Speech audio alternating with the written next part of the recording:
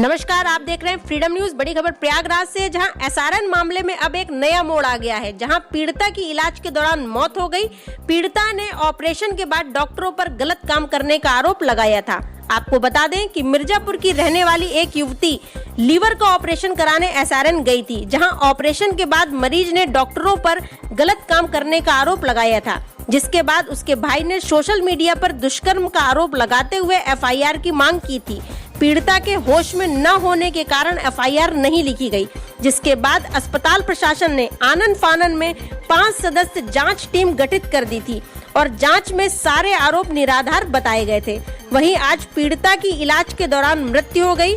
वहीं पीड़ित के भाई ने डॉक्टरों पर साजिश कर हत्या का आरोप लगाते हुए कहा है कि 2 दिन से डॉक्टर आ रहे थे और कह रहे थे कि तुम्हारी बहन की सांस की नली खराब हो गई है और ऑपरेशन करना पड़ेगा, इसमें उसकी जान भी जा सकती है, और फॉर्म में साइन करने के लिए भी कह रहे थे, जिसके बाद परिजनों ने साइन करने के लिए मना कर दिया।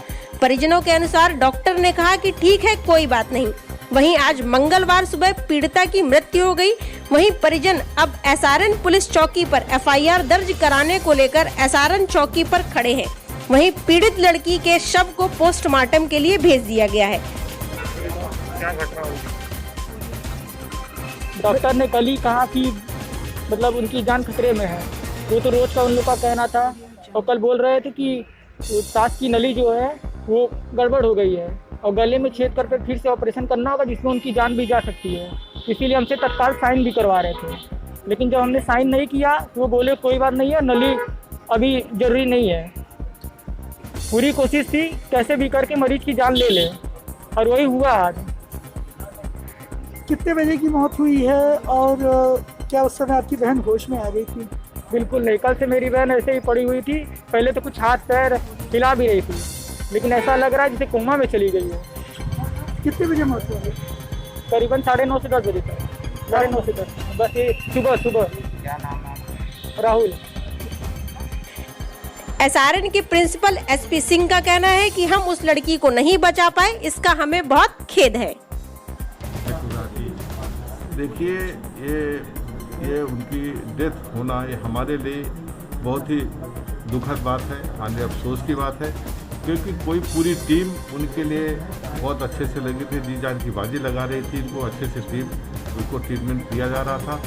उनका जब पेशेंट एडमिट किया गया था उस समय से उनकी कंडीशन नाजुक बनी हुई थी, क्योंकि इंटेस्टाइनल परफोरेशन था। परफोरेशन के कारण जब आई तो उस समय खराब कंडीशन में आई थी, और उस समय इनको हीमोग्लोबिन भी बहुत कम था और उसको TLC था 1300 केवल था, तो उनकी कंडीशन खराब थी ज़्यादा। उसको ऑपरेशन तत्काल नहीं किया जा सकता था। एनेस्थीसिया से बोले पहले इम्प्रूव होने के बाद ही एनेस्थीसिया दिया जा सकता है, अदरवाइज एनेस्थीसिया देने में भी कभी कभी प्रॉब्लम हो सकती है। तो उनको ट्रीटमेंट दिया गया, जब कंडीशन बेटर हुई फिर हीमोग्लोबिन कम होने का ब्लड दिया गया, तब उनको पूरी टीम ने, उसमें 4 सर्जन मौजूद थे साथ में, उनके द्वारा इनका ऑपरेशन किया गया। ऑपरेशन बहुत सक्सेसफुल रहा, लेकिन जो बीमारी थी परफोरेशन के कारण शॉक कंडीशन थी और पूरी बॉडी में इन्फेक्शन था, इसके कारण उनकी स्थिति नाजुक बनी हुई थी। बीच में थोड़ा सा वेंटिलेटर लगाया गया था, बीच में इम्प्रूवमेंट हुआ था, फिर कल दिन से उनकी स्थिति फिर खराब होने लगी और उनके बॉडी इन्फेक्शन के साथ मल्टी ऑर्गन फेलियर पे जाने लगे। BP भी बहुत मुश्किल से मेंटेन हो रहा था और वो उनको एक्यूट रेस्पिरेटरी डिस्ट्रेस सिंड्रोम हो गया था, जिसके कारण वेंटिलेटर पहले थी तो उसमें वेंटिलेटर में भी सैचुरेशन मेंटेन नहीं हो पा रहा था।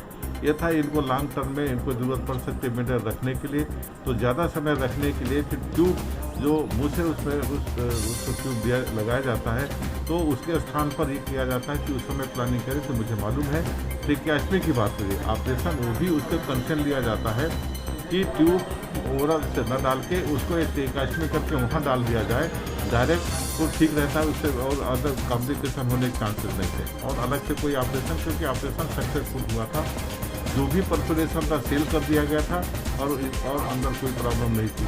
तो दूसरा कोई ऑपरेशन उसी को लोगों ने कहा होगा कि ये ऑपरेशन किया जा रहा है, जबकि ऑपरेशन ट्रेकियास्टमी वो भी एक ऑपरेशन है और कोई बात नहीं। लेकिन ये हमारे लिए अफसोस की बात है कि हमारा प्रयास सफल नहीं रहा। हमारी पूरी टीम सभी इसमें से लगे थे कल मैं स्वयं सभी एसपी को भेजा, जो एक्यूट रेस्पिरेटरी सिंड्रोम डेवलप हो रहा था तो पल्मोनरी मेडिसिन के देखे, और एनेस्थेटिस्ट जो आईसीयू के इंचार्ज हैं doctor Neelam professor and head हैं, उन्होंने स्वयं कई बार दिन में मॉनिटरिंग किया। मैं स्वयं गया, फिर सर्जन है वो भी गए, फिजिशियन में वहाँ उनको भेजा, कोई भी दवा कि देखा जाए उनको कल्चर जो रेस्पिरेटरी वहाँ था उसको कल्चर के लिए भेजा गया, जो बेस्ट पास जो एंटीबॉडी हो सकती थी जिससे सेंसिटिव साहब को दिया जा रहा था।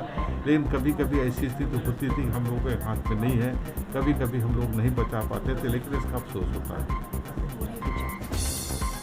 तो उस लड़की का आज मौत हो गई है सर, पुलिस ने किस तरीके से कार्रवाई की है और सर केस पे FIR हुई कि नहीं हुई? ये 29 तारीख को यहाँ पे मिर्ज़ापुर से सीरियस हालत में आई थी और एडमिट हुई थी। इनका यहाँ पे ट्रीटमेंट हो रहा था, उसी दौरान ट्रीटमेंट में आज इनकी डेथ हो गई।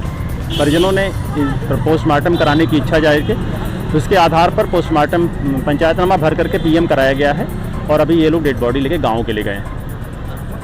थैंक्स। घटना के संदर्भ में सोशल मीडिया के थ्रू हमें प्राथमिक सूचना मिली थी। सूचना के आधार पर पूरी तरह से जांच कराई गई है। डॉक्टर्स की टीम ने भी इस बात को लिए जाँच की है, उन्होंने रेस्क्यू की टीम लगाई थी। जांच की टीम के समस्त बिंदु जो हमें मिले हैं उनको समाहित करते हुए और लीगल ओपिनियन भी हमने लिया है, उसके आधार पर FIR को रजिस्टर करके